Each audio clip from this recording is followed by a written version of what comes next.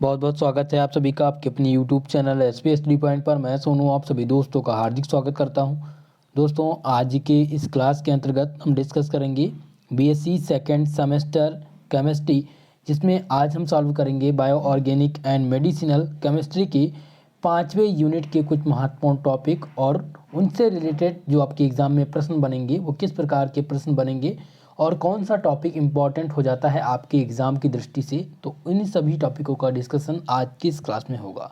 दोस्तों, आप सभी लोग से निवेदन है, प्लीज़ वीडियो को लाइक कर दीजिए। चैनल पर जो भी छात्र हमारे साथ पहली बार जुड़ रहे हैं, प्लीज़ चैनल को जरूर सब्सक्राइब कर लीजिएगा।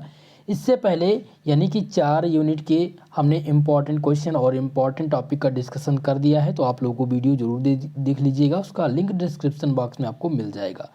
दोस्तों, ये यूनिट बाय यूनिट मैं आपको इसलिए इम्पॉर्टेंट बताते चल रहा हूँ, इम्पॉर्टेंट टॉपिक और क्वेश्चन को, ताकि आपके bio organic and medicinal chemistry में कुल मिलाकर के 8 यूनिट हैं, और अगर आप पर डे एक यूनिट को कंप्लीट कर लेते हैं तो जो मैं आपको बता रहा हूँ, जैसे मैं आज आपको डिस्कस करने वाला हूँ 5वीं यूनिट के इम्पॉर्टेंट प्रश्न, अगर आप इसको पूर्णतः तैयार कर लेते हैं, कम्प्लीटली तैयार कर लेते हैं, तो आपको कुछ और पढ़ने की ज़रूरत नहीं है। यही आपके एग्ज़ाम में जो प्रश्न बनने हैं आपकी 5वीं यूनिट से, यही प्रश्न आपके एग्ज़ाम में बनेंगे।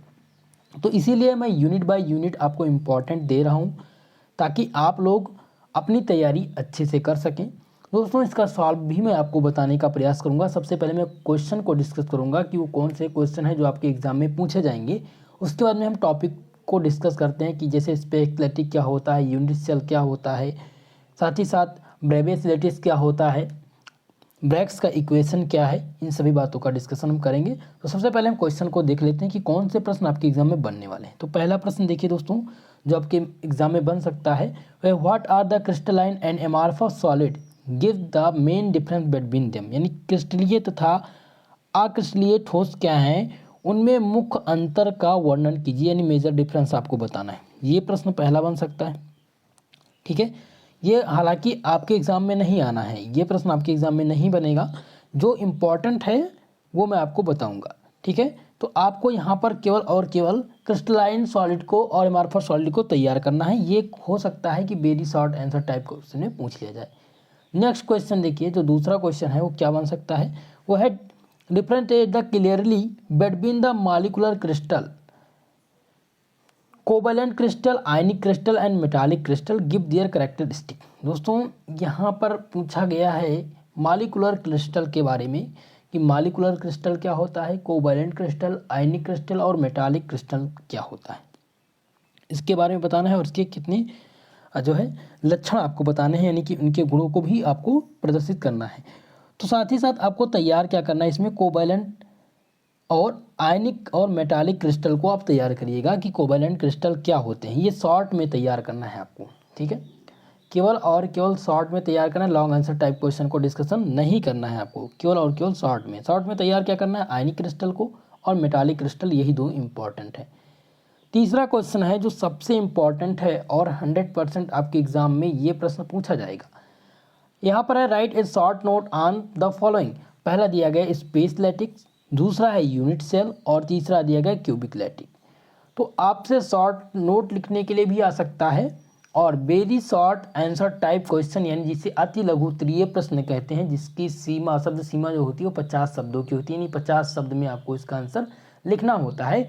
उसके लिए ये क्वेश्चन आ सकता है। तो स्पेसलेटिक क्या होता है और यूनिट सेल, खासकर सबसे जो इम्पोर्टेंट है वो यूनिट सेल है। अभी मैं आपको इसका कंप्लीट सोल्यूशन कराऊंगा, तो आपको पूर्णतः इस प्रश्न को तैयार कर लेना है। ये प्रश्न बीएससी में 2004, 6, 7, 8, 11, 14 और 15, यह 17 तक देख सकते हैं कि लगातार ये प्रश्न पूछा गया है। ये दोस्तों बीएससी सेकेंड ईयर का टॉपिक है। ये सेकेंड ईयर में होता था, जब आपका ओल्ड पैटर्न था, यानी सेमेस्टर वाइज पैटर्न नहीं था, तब ये सेकेंड ईयर का टॉपिक था। वहाँ पर ये प्रश्न पूछा जाता था फिजिक्स में। कहाँ पर ये कहाँ का टॉपिक था दोस्तों, ये फिजिक्स का टॉपिक था, ये फिजिक्स में पूछा जाता था। तो आप इसको कंप्लीटली तैयार कर लेंगे, ये आपके एग्ज़ाम की दृष्टि से बहुत ही ज़्यादा महत्वपूर्ण है। नेक्स्ट क्वेश्चन देखते हैं। नेक्स्ट क्वेश्चन जो बनेगा आपके एग्ज़ाम में वो बनेगा ब्रेवियस लेटिस से। बहुत ही ज़्यादा महत्वपूर्ण है ब्रेवियस लेटिस, ये 100% आपके एग्ज़ाम में बन सकता है। तो इसको आपको पूर्णतया तैयार कर लेना है, ब्रेवियस लेटिस को। नेक्स्ट क्वेश्चन है what do you mean by the crystallography. Crystallography से प्रश्न बनता है दोस्तों। ये शॉर्ट टाइप का क्वेश्चन है, शॉर्ट आंसर में ये प्रश्न बनेगा, तो इसलिए आपको तैयार करना है। ब्रेवियस लेटेस को भी तैयार कर लेना है और क्रिस्टलोग्राफी को भी तैयार कर लेना है। नेक्स्ट क्वेश्चन है जो आपसे एग्जाम में पूछा जा सकता है, वो शॉर्ट नोट लिखने के लिए आ सकता है या शॉर्ट आंसर में पूछा जा सकता है, जिसे लघु उत्तरीय प्रश्न कहते हैं। लघु उत्तरीय प्रश्न का ही क्वेश्चन है, ठीक है। यानी कि आप देखेंगे कि लॉ ऑफ रेलेशनल इंडिसेस, इसके जगह पर मिलर इंडिसेस पूछा जाता है। क्या पूछा जाता है? मिलर इंडिसेस पूछा जाता है। तो मिलर इंडिसेस आपको तैयार करना है, ये नहीं रोटेशनल इंडिसेस नहीं तैयार करना है आपको, ठीक है। आपको इसमें तैयार करना है लॉ ऑफ सिमेट्री। केवल और केवल आपको जो तैयार करना है वो लॉ ऑफ सिमेट्री तैयार करना है और तैयार करना है आपको मिलर इंडिसेस, ठीक है। चलिए नेक्स्ट क्वेश्चन देखते हैं जो आपके एग्जाम में बन सकता है और 100% ये प्रश्न बनेगा दोस्तों। Derive the Bragg equation for diffraction of X-ray by the crystal. ये आपके एग्जाम में 100% पूछा जाने वाला है दोस्तों। इसको कंप्लीटली ब्रैग्स का इक्वेशन आपको कंप्लीटली उसके डेरिवेशन के साथ तैयार कर लेना है। ये क्वेश्चन लगातार देख सकते हैं आप कि 2001 से लेकर के और 17 तक पूछा ही गया है और आपके एग्जाम में इस बार पूछा ही जाएगा, ठीक है। ये अभी हाल ही में रज्जू भैया यूनिवर्सिटी का पेपर हुआ है, इलाहाबाद स्टेट यूनिवर्सिटी का, वहाँ पर ये प्रश्न पूछा गया था और मैंने जो मॉडल पेपर आप लोग को प्रोवाइड किया है दोस्तों, आप लोग उस मॉडल पेपर को कम्प्लीटली तैयार कर लीजिएगा। उसमें से ये मानकर चलिए कि 80% क्वेश्चन मैंने आप लोग को 2 मॉडल पेपर दिया है और दोनों मॉडल पेपर तैयार कर लेंगे तो 80% क्वेश्चन आपको वहीं से मिलेंगे। और अगर उस मॉडल पेपर को नहीं तैयार किए हैं तो जो मैं आपको यूनिट बाय यूनिट इंपॉर्टेंट बता रहा हूँ इस समय, उसको ही आप तैयार कर लीजिए। यही आपके लिए बहुत ही कारगर सिद्ध होगा आपके एग्जाम में। अब यहाँ पर देखिए नेक्स्ट क्वेश्चन है कि क्रिस्टल संरचना ज्ञात करने के लिए लौये विधि तथा पाउडर विधि को संक्षेप में वर्णन कीजिए। ये आपके एग्जाम में नहीं पूछा जाता है इससे रिलेटेड प्रश्न, तो आपको इसको कंप्लीट नहीं करना है, यानी कि तैयार नहीं करना है। अगर आपको मैं इसका सलूशन मैं प्रोवाइड कराने का प्रयास करूंगा, हालांकि ये क्वेश्चन आपके एग्जाम में नहीं बनेगा, तो आपको इसको तैयार नहीं करना है। जो आपको तैयार करना है कंप्लीटली वो है discuss the structure of crystal sodium chloride and potassium chloride. दोस्तों सोडियम क्लोराइड और पोटेशियम क्लोराइड क्रिस्टल की संरचना की विवेचना कीजिए, ये पूछा जाता है, ठीक है। यानी NaCl स्ट्रक्चर पूछा जाता है और KCl स्ट्रक्चर पूछा जाता है, ये दोनों महत्वपूर्ण है। तो आपको मैं बता दे रहा हूँ कि आपको पढ़ना क्या है, केवल और केवल किस पर फोकस करना है। सबसे पहले आपको लॉन्ग आंसर में आपको तैयार करना है NaCl और KCl स्ट्रक्चर, ठीक है। ये प्रश्न आपको तैयार करना है, क्वेश्चन नंबर 8। उसके बाद में जो आपको तैयार करना है वो ब्रैग्स का इक्वेशन तैयार करना है। ये 100% श्योर है कि आपके एग्जाम में पूछा जाएगा, बहुत ही ज़्यादा महत्वपूर्ण है। 2 क्वेश्चन हो गए। उसके बाद में आपको तैयार करना है मिलर इंडिसेस और लॉ ऑफ सिमेट्री, ये दोनों प्रश्न तैयार करने हैं। नेक्स्ट आपको जो तैयार करना है दोस्तों वो तैयार करना है क्वेश्चन नंबर 3 कि स्पेस लैटिक्स क्या होता है, यूनिट सेल क्या होता है और क्यूबिक लैटिक्स क्या होता है। इतना ही आपको इसमें तैयार करना है। बाकी का जो सॉल्यूशन है मैं आपको आगे की क्लास में बताऊंगा। चलिए अब आगे हम डिस्कस करते हैं। तो ये रहा कुछ क्वेश्चन जो मैंने आप लोग को बता दिए हैं। अब हम इम्पॉर्टेंट टॉपिक को डिस्कस करते हैं और एक एक करके हम समझने का प्रयास भी करते हैं। दोस्तों हम ब्रैग्स का इक्वेशन डिस्कस करेंगे। ब्रैग्स का इक्वेशन बहुत ही ज़्यादा महत्वपूर्ण है, आपके एग्जाम में पूछा जाएगा। तो ब्रैग्स का इक्वेशन, सबसे पहले ब्रैग्स का इक्वेशन क्या होता है उसके बारे में हम जानकारी कर लेते हैं। तो आप लोग इसी प्रकार से लिखिएगा, हेडिंग डाल दीजिएगा ब्रैग्स इक्वेशन, ठीक है। यहाँ पर है कि Braggs pointed out the scattering of X-ray by the crystal could be take to be equivalent the reflection from the successive plane of atom in the crystal. दोस्तों ब्रैग ने देखा कि जो क्रिस्टल द्वारा एक्स किरण द्वारा जो प्रकीर्णन क्रिस्टल में परमाणु के उत्तरोत्तर तलों पर परावर्तन माना जा सकता है। यानी कि ब्रैग्स ने क्या किया, Braggs pointed out the scattering of X-ray. Braggs ने क्या किया कि क्रिस्टल द्वारा जो उसका स्कैटरिंग था, प्रकीर्णन था, उसको परमाणुओं में देखा कि उसका जो रिफ्लेक्शन यानी परावर्तन है, उसके उत्तरोध में एटम में जो क्रिस्टल हैं उनके द्वारा प्रकीर्णन में जो परमाणु का उत्तरोध तल है वो परिवर्तन माना जा सकता है, ठीक है। However Unlike the reflection of the ordinary light, reflection of X-ray can take place only the certain angle which are depend to wavelength of X-ray and the distance between the plane in the crystal। यानी कि दोस्तों कि साधारणतः जो प्रकाश का परावर्तन होता है, साधारणतः जो प्रकाश का परावर्तन होता है वो विपरीत क्रिस्टल द्वारा एक्स किरणों के परावर्तन केवल कुछ निश्चित कोणों पर ही होते हैं, जो एक्सरे किरणों के तरंगदैर्घ्य तथा क्रिस्टल तलों के बीच की दूरी पर निर्भर करता है। The fundamental equation which give a simple relation the wavelength of X-ray, the interplanar distance in the crystal and angle reflection is known as the Bragg's equation। दोस्तों जो एक्स किरण के तरंगदैर्घ्य आपको ध्यान से समझना है, आपको केवल और केवल अगर शॉर्ट में पूछा जाएगा कि ब्रैग्स इक्वेशन तो आपको केवल और केवल इतना ही लिखना है, ठीक है। ध्यान देंगे यहाँ से आप लिखेंगे कि the fundamental equation which give a simple relation, equation which give a simple relation the wavelength of X-ray, the interplanar distance in the crystal and the angle reflection is called Bragg's equation। ठीक है, यानी कि x किरण के तरंगदैर्घ्य crystal के अंतरातलीय दूरी पर जो परावर्तन कोण के मध्य संबंध को बताने वाली मूल समीकरण को ब्रैग्स का समीकरण कहते हैं। इसकी व्युत्पत्ति निम्न प्रकार से की जा सकती है। अब हम इसकी व्युत्पत्ति को देखते हैं। तो the horizontal line represent the parallel plane in the crystal structure separated from the one another by a distance D. Suppose a beam of X-ray. देखिए माना कि क्रिस्टल संरचना में क्षैतिज रेखाएं समांतर तल में प्रदर्शित करते हैं जो एक दूसरे से कहाँ पर स्थित हैं, डी डिस्टेंस पर दूरी यानी डी दूरी पर स्थित हैं। माना कि एक जो बीम है यानी कि ए बीम ऑफ एक्सरे, आप अब यहाँ पर सबसे पहले मैं आपको दिखाने का प्रयास करूँगा एक्सरे डिफ्रैक्शन क्रिस्टल का जो फिगर बनेगा वो किस प्रकार से बनेगा। अब यहाँ पर देखिए ये जो आपका डिस्टेंस है, ये दोनों अभी जो मैंने आपको बताया था इंटरप्लेनर डिस्टेंस, ये दोनों के बीच में डिस्टेंस हो गया। आपको सीधा सीधा एक लाइन यहाँ पर खींचनी है, दूसरी ये और तीसरी ये, और सीधे सीधे आपको बना देना है ये फिगर। ये फिगर बना करके कम्प्लीटली आप इस फिगर को बनाएंगे, ठीक है। अब मैं इसको कम्प्लीटली तो यहाँ पर मैं नहीं समझा सकता इस फिगर को, क्योंकि ये थोड़ा सा लॉन्ग टर्म का प्रश्न है और बहुत ही विस्तार पूर्वक समझने का प्रयास करेंगे तभी समझ पाएंगे। हालांकि समय कम है, समय का अभाव है, तो समय के अभाव को देखते हुए मैं इस प्रश्न को आप लोग को फिगर के माध्यम से ही बताने का प्रयास करूँगा। आप लोग को इसका फिगर कम्प्लीटली तैयार करना है। ये दिया गया है डी डिस्टेंस, ठीक है, और यहाँ पर ये थीटा कोड दिया गया है। तो आप यहाँ पर इस फिगर को कम्प्लीटली आप स्क्रीनशॉट ले सकते हैं और स्क्रीनशॉट लेकर के इस फिगर को ऐसे ही आप तैयार कर लीजिएगा, क्योंकि पेपर आपका नज़दीक है।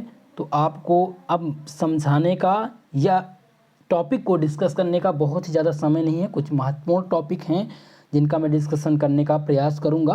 हालांकि आपको क्या करना है, इसके फिगर को कम्प्लीटली तैयार कर लेना है कि कैसे इसका किस प्रकार से ये बनाया गया है। और मैं अगली क्लास में प्रयास करूंगा कि ब्रैग्स का इक्वेशन महत्वपूर्ण है और इस पर एक विशेष क्लास लाई जाए ताकि इस फिगर को और इसके इक्वेशन को मैं अच्छे से आप लोग को समझा सकूँ। चलिए अब हम आगे देखते हैं कि किस प्रकार से इसका विस्तार किया गया है, यानी कि इसकी व्युत्पत्ति किस प्रकार से हुई है। तो यहाँ पर दिया गया कि incident and the angle theta fall on the crystal, यानी कि यहाँ पर मैंने आप लोग को बताया था कि माना एक क्रिस्टल है जो किरण पुंज क्रिस्टल पर थीटा पर आपतित है। यहाँ पर आप देखेंगे कि थीटा कोड, यहाँ पर क्या हुआ कि एक्स किरण पुंज जो है क्रिस्टल पर कोड थीटा पर आपतित है, यानी कोड थीटा पर क्या कर रहा है, फॉल ऑन हो रहा है, यानी गिर रहा है। यहाँ पर आप देख सकते हैं थीटा, तो ये जो है ये डिफ्रैक्शन होकर के कहाँ पर आ रहा है, कोड थीटा पर आपतित है। कुछ एक्स किरणें उसी कोड थीटा पर ऊपरी तल में परिवर्तित हो जाएंगी, परंतु शेष एक्स किरणें अवशोषित होकर कर उत्तरोत्तर परत में परिवर्तित होंगी, ठीक है। Some of them we are reflected from the uppermost plane in the same angle theta, while other will be absorbed and get the reflected from the successive plane in the figure, ठीक है। इतनी बात आप ध्यान रखेंगे। let two wave front be drawn perpendicular to incident and the reflected beam respectively. दोस्तों यहाँ पर आप देख सकते हैं कि जो एक्स किरणें हैं, जो आपकी परावर्तित एक्स किरणें होती हैं, वो अवशोषित होकर के कहाँ जा रही थी, उत्तरोत्तर परत में परिवर्तित होती हैं। लेकिन माना कि जो तल में ए बी सी दिया गया है, तल में आप देख सकते हैं ए बी और सी ये जो दिया गया है, ठीक है, तल में ए बी सी दिया गया है और यहाँ पर दिया गया है डी ई और एफ, ठीक है। अब इसको हम समझने का प्रयास करते हैं। तो जो तल ए बी सी और डी ई एफ है, आपतित होकर जो परावर्तित किरण पुंज में लंब समतल होते हैं, ठीक है। ये क्या होते हैं, एक प्रकार के लंब समतल होते हैं जो विभिन्न परतों के तलों में परिवर्तित तरंग को एक ही कला में विभिन्न आकृतियों में विभाजित कर देते हैं। यानी कि डी एफ क्या हो सकते हैं, संपाती होंगे। अगर थीटा कोण पे रिफ्लेक्शन क्या होगा, अगर थीटा कोण पर रिफ्लेक्शन उस किरण का, पुंज किरण का क्रिस्टल के अभाव के कारण आपतित होकर के रिफ्लेक्ट करता है तो क्या हो जाएगा कि डी ए एफ जो होगा वो आपतित होकर किरण पुंज के लंब समतल हो जाएगा, ठीक है। तो विभिन्न प्रकार के परतों से परावर्तित एक ही कला में होंगे, यानी कि डी ए एफ के संपाती होंगे यदि उसकी पथ की लंबाई अंतर एक्स किरण की तरंगदैर्घ्य के एक सरल गुणांक हो। तो जो आपतित तथा परावर्तित किरण होते हैं उनका जो लंब बनेगा दोस्तों, वो क्या बनेगा, ओ एल व ओ एम डालने पर इसका पता चलेगा कि पहले दो तल से जो परावर्तित तरंग हैं उनके पथ की जो लंबाइयाँ हैं उनका अंतर जो होगा वो क्या होगा, डेल्टा होगा। दोस्तों परावर्तित तरंग के जो पथ की लंबाई का अंतर होता है वो डेल्टा के निम्न मान पर निर्भर करता है। जैसे कि यहाँ पर आप देख सकते हैं delta equal to L N plus M N होता है, ठीक है। तो ये किसके इक्वल होना चाहिए, ये should be equal to whole number of multiple of wavelength. तो जब हम whole number of multiple wavelength को लगाएंगे तो ये हो जाएगा एन लैम्डा इक्वल टू क्या हो जाएगा, N lambda equal to L N plus M N हो जाएगा। यानी कि हम ट्रायंगल अगर ओ एल एन और ओ एम एन का जो कंप्लीट इक्वेशन है उसको हम इसमें सॉल्व करें तो हमें प्राप्त होगा, क्या प्राप्त हो जाएगा, हमें प्राप्त हो जाएगा L N equal to M N के बराबर हो जाएगा। तो कम्प्लीटली जो इक्वेशन मिलेगा हमें वो मिलेगा N lambda equal to two L N equal to two D sine theta. यानी कि इसके बराबर क्या है, ये टू डी साइन थीटा के बराबर है। तो जो कंप्लीट इक्वेशन हो जाएगा वो हो जाएगा N lambda equal to two D sine theta, equation number first. और यही आपका क्या है, ब्रैग्स का इक्वेशन है। ब्रैग्स का इक्वेशन आप ध्यान रखेंगे n lambda equal to two D sine theta होता है।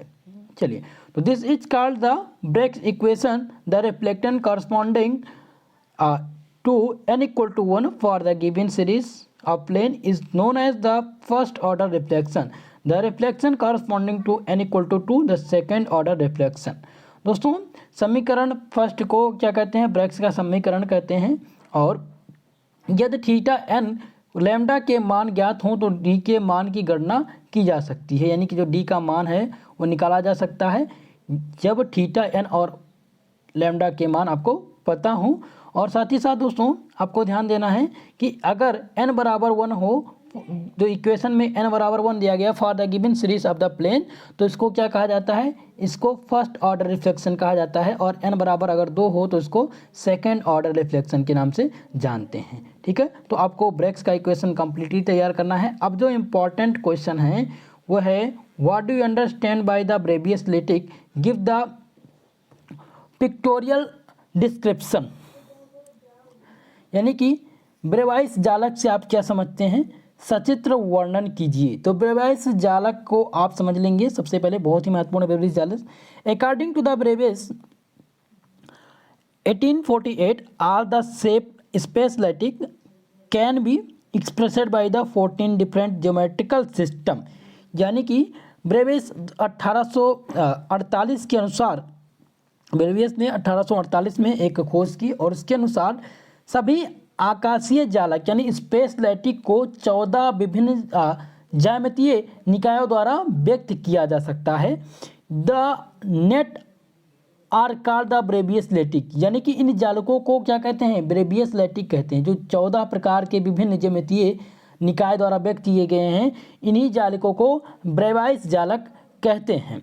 The 14 Bravais lattices are the possible for all the 7 crystal system, यानी कि ये 14 जो ब्रेवाइस जालक होते हैं सभी 7 क्रिस्टल निकायों के लिए संभव होते हैं। अब आपको ध्यान देना है, हेडिंग डालना है कि Bravais lattice in the cubic crystal में, यानी कि घनी क्रिस्टल में ब्रेवाइस जालकों के बारे में आपको जानना है। तो cubic lattice has the following 3 Bravais lattices. Cubic lattice के पास 3 ब्रेवाइस जालक होते हैं। पहला है दोस्तों सिंपल और परमिटिव क्यूबिक लैटिक, जिसे सरल या आर्ध जालक के नाम से जानते हैं। इसे सफिक्स में SCC भी कहते हैं। क्या कहते हैं? SCC के नाम से जानते हैं। In this type of lattice 1 atom और 1 ion each corner of the unit cell is situated, it is represent by P।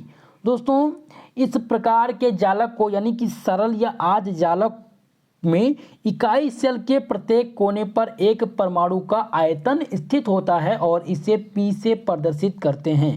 SCC को P से हम प्रदर्शित करते हैं। इसके प्रत्येक कोने पर एक एक परमाणु आयन स्थित होता है। अब आप यहाँ पर देख सकते हैं इसका सरल आर्ध जालक का फिगर आप इस प्रकार से बनाएंगे, और ये जो आप देख सकते हैं ये क्या है, ये परमाणु हैं। तो परमाणु इसके केंद्र पर नहीं, इसके कॉर्नर पर स्थित होंगे। यही है आर्ध जालक का फिगर। आपको इसी प्रकार से बनाना है। अब हम दूसरा जालक समझते हैं। दूसरा है यूनिट सेल। दूसरा क्या है? Unit cell. एकांक सेल किसे कहते हैं? बहुत ही ज़्यादा महत्वपूर्ण है यूनिट सेल, आपसे एग्जाम में पूछा जाएगा। तो each point in a space lattice represent and the atom और the group of the atom. Each point in the space lattice has the identical surrounding throughout, यानी कि जालक में प्रत्येक बिंदु परमाणु या परमाणु का जो समूह होता है वो प्रदर्शित करता है। जालक में प्रत्येक बिंदु परमाणु या परमाणुओं का समूह प्रदर्शित करता है। जालक में प्रत्येक बिंदु सभी तरफ चारों ओर क्या होते हैं? समरूपी होते हैं। जालक में जो प्रत्येक बिंदु होते हैं वो सभी तरफ चारों तरफ के क्या होते हैं? समरूपी होते हैं। ए 3-dimensional group of the lattice point which when represented in the space generates the crystal unit called the unit cell। दोस्तों वो सबसे छोटी इकाई जिससे जालक का बना होता है, जिससे जालक बना होता है उसे एकांक सेल कहते हैं। यानी जालक जो बना होता है जिसके द्वारा, वो सबसे छोटी इकाई जिससे जालक क्या होता है? बना होता है, उसी को एकांक सेल कहा जाता है। यानी कि ए 3-dimensional group of lattice point when which represent in the space generate the crystal called unit cell, right? And यही हो जाएगा, इतना ही आपको लिखना होता है। फिर आगे लिखेंगे unit cell is denoted by the length of its ABC which related to the spacing between the layers and the angles between the alpha, beta and gamma। यानी एकांक सेल के ऊपरे, यानी कि एकांक सेल के उसके कोर की जो लंबाई होती है वो ABC एवं कोर के बीच के कोण अल्फा, बीटा, गामा द्वारा प्रदर्शित किए जाते हैं। यूनिट सेल में जो कोर होते हैं उनकी लंबाई या उनकी चौड़ाई को ABC एवं उनके बीच में जो कोण बने होते हैं उनको अल्फा, बीटा, गामा द्वारा प्रदर्शित किया जाता है। अब हम डिस्कस करते हैं कि types of unit cell. Unit cell के प्रकार। यूनिट सेल कितने प्रकार के होते हैं? तो दोस्तों यूनिट सेल कुल मिलाकर के 3 प्रकार के होते हैं। पहला है प्रिमिटिव और सिंपल क्यूबिक, दूसरा है बॉडी सेंटर्ड क्यूबिक और तीसरा है फेस सेंटर्ड क्यूबिक। ठीक है, तो a unit cell is obtained by the joining the lattice point. इकाई सेल जालक बिंदुओं को मिलाकर प्राप्त होते हैं। The choice of lattice points to draw a unit cell is made on the base of the external geometry of the crystal and symmetry of the lattice. There are the 4 different type of unit cell are there. दोस्तों इकाई cell बनाने के लिए जो जालक बिंदुओं का चुनना जालक की समिति एवं क्रिस्टल की बाहरी ज्यामिति पर आधारित होता है। ये 4 विभिन्न प्रकार के सेल की इकाई बने होते हैं, यानी कि 4 विभिन्न प्रकार के इकाई के ये सेल होते हैं। पहला है परमिटिव और सिंपल क्यूबिक, जिसे साधारण या घनीय के नाम से जानते हैं। तो ये क्या होता है, atom are the arranged at the only the corner of the unit cell. Primitive cell या सिंपल क्यूबिक सेल में जो एटम होते हैं वो अरेंज किए जाते हैं कहाँ पर, इनके कॉर्नर में यूनिट अरेंज किए जाते हैं। आप यहाँ देख सकते हैं, यहाँ पर सिंपल क्यूबिक सेल ये यहाँ पर केवल इनके सेंटर में कहाँ पर arrange in the only corner of the unit cell के कॉर्नर में अरेंज किए जाते हैं। अब हम बात करते हैं बॉडी सेंटर्ड क्यूबिक की, कि बॉडी सेंटर्ड क्यूबिक क्या होती है, जिसे पिंड केंद्रीय घनीय कहा जाता है। तो atom are arranged in the corner and the centre of the unit cell. दोस्तों इसमें जो परमाणु इकाई कोष होते हैं वो केंद्र तथा कोनों पर व्यवस्थित होते हैं। तो आप देख सकते हैं फेस क्यूबिक यहाँ पर लेटिस दिया गया है। आप इसके कॉर्नर पर इसके केवल इसके केंद्र में जो परमाणु होते हैं वो कहाँ पर, इसके केंद्र और आप देख सकते हैं कि कॉर्नर यानी कि कोष के यूनिट सेल के कोने में व्यवस्थित होते हैं। नेक्स्ट है आपका फेस सेंटर्ड क्यूबिक, जिसे फलक केंद्रीय घनीय कहा जाता है परमाणु इकाई कोष। तो इसमें क्या होता है कि इसके जो परमाणु कोष होते हैं वो केवल सेंटर में उपस्थित होते हैं, इसे बॉडी सेंटर्ड क्यूबिक के नाम से जानते हैं। तो ये रहा आपका कुछ यूनिट सेल से इम्पॉर्टेंट प्रश्न। यूनिट सेल अगर आपसे पूछा जाएगा तो यूनिट सेल होता क्या है, उसके टाइप आप बता देंगे और कितने प्रकार के होते हैं। पहला है परमिटिव और सिंपल क्यूबिक, दूसरा है बॉडी सेंटर्ड क्यूबिक और तीसरा है फेस सेंटर्ड क्यूबिक। तो आपको इस प्रकार से लिखना है और इस प्रकार से बताना है। अब हम नेक्स्ट टॉपिक डिस्कस करते हैं जो महत्वपूर्ण है आपके एग्जाम के लिए, वो है मिलर इंडिसेस। मिलर इंडिसेस क्या होता है, जिसे मिलर अंक हिंदी में जानते हैं। तो the position of orientation of A lattice plane in the crystal are determined by the 3 smallest whole number which have the same ratio with one and another as the reciprocal of the intercept of the plane on 3 crystal axes, the number denoted by h, k and l।